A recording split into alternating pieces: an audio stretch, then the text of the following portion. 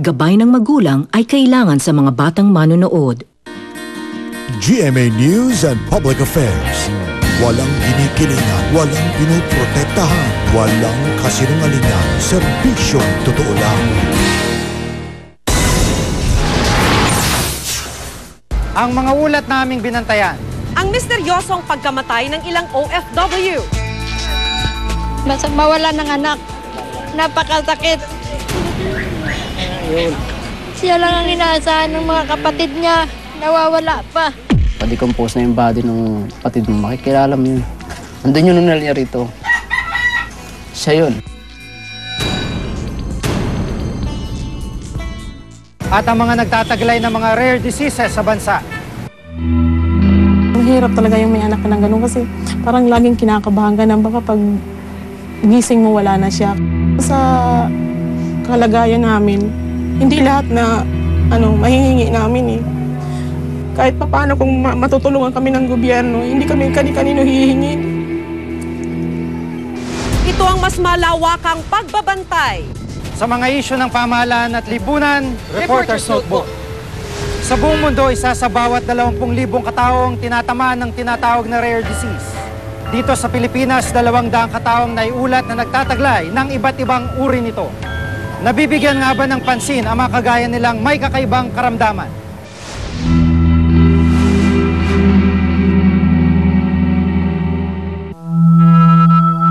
Hirap kumilos at gumalaw. Unti-unting nangihina ang katawan. Nawawala ng kakayahang makapagsalita. Ito ang nararanasan ng mga taong nagtataglay ng rare disease. Karamdamang isa sa bawat 20,000 katao ang tinatamaan.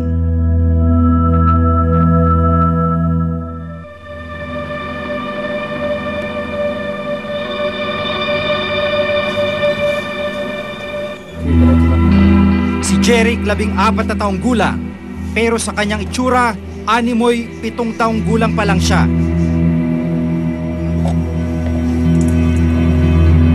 Dati nakakakilos daw ng normal si Jeric, pero nagsimulang humina ang kanyang katawan nung 5 taong gulang pa lang siya. Ang laki na po ng pinagbago kasi po dati nakakapagsuot siya ng sapatos, nakakalakad siya, nakakapagsalita konti, kahit bulol-bulol lang siya. Pero po ngayon, as in, wala na talaga. Wala na, parang kahit boses niya, bihira mo nang marinig. Lagi lang po siya nakaganyan.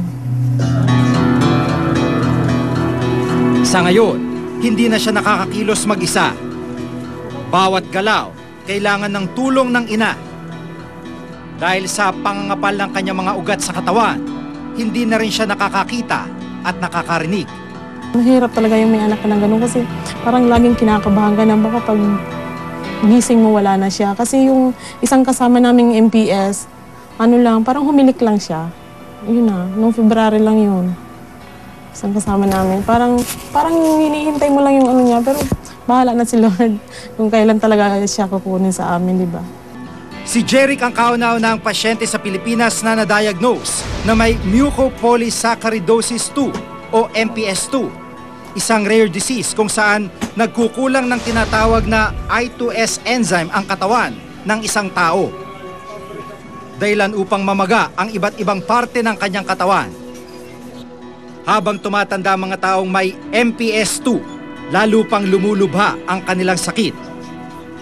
Ang masaklap, ayon sa mga eksperto, tumatagal lamang ng hanggang 20 taon ang kanilang mga buhay. Dahil pang matagalan itong kondisyon na to, hindi natatanggal yung malaking carbohydrate na ito, nakakahadlang sa normal function ng katawan. So puso lumalaki, yung pulmon hindi maganda ang function, so hindi rin maganda ang general metabolism ng bata. So nagiging mas maikli ang kanilang lifespan kung walang gamot. Sa loob ng isang buwan, gumagastos ang kanyang pamilya ng 12,000 piso para sa gamutan. Walang trabaho si Aling Susan. Mahigit 2,000 piso kada linggo naman ang kinikita ng kanyang asawa mula sa pagwe-welding, kaya hirap daw silang tustusan ang pangangailangan ng anak. Mahirap humingi ng mga tulong kani-kanino. Kasi sa kalagayan namin, hindi lahat na mahihingi namin eh. kahit papaano kung matutulungan kami ng gobyerno, hindi kami kani-kanino hihingi.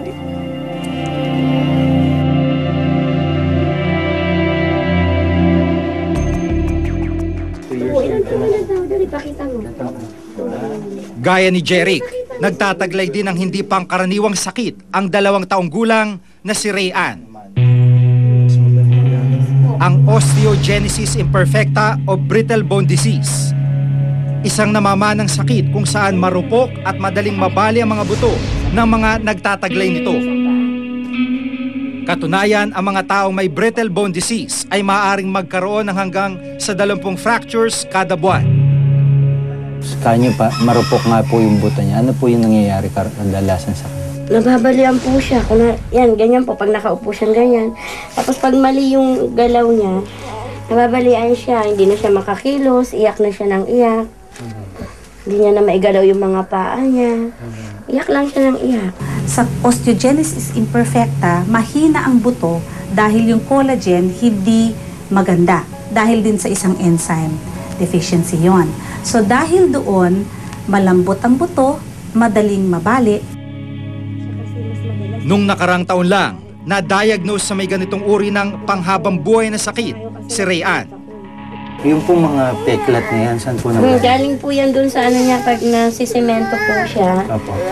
Di ba matagal na nakasemento, nagkakaroon na po siya ng, nagkakasugat na po yung pag tinanggal yung semento, yan po yung kinalalabasan ng ano niya, nagkakasugat.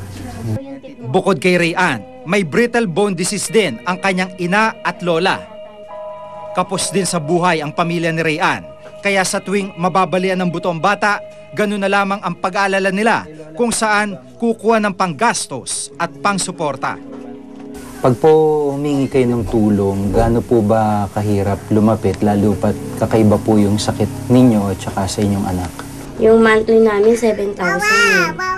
Yung infusion niya, 4-5, hindi pa kasama yung mga lab niya doon. Yun po. Tuwi kasing mag-infusion siya, kailangan po yung lab.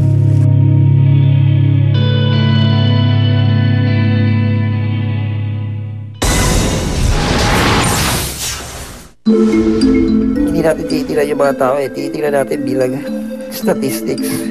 Hindi dapat. Pagdating sa kalusugan, pagdating sa buhay ng tao, dapat titignan natin pantay-pantay.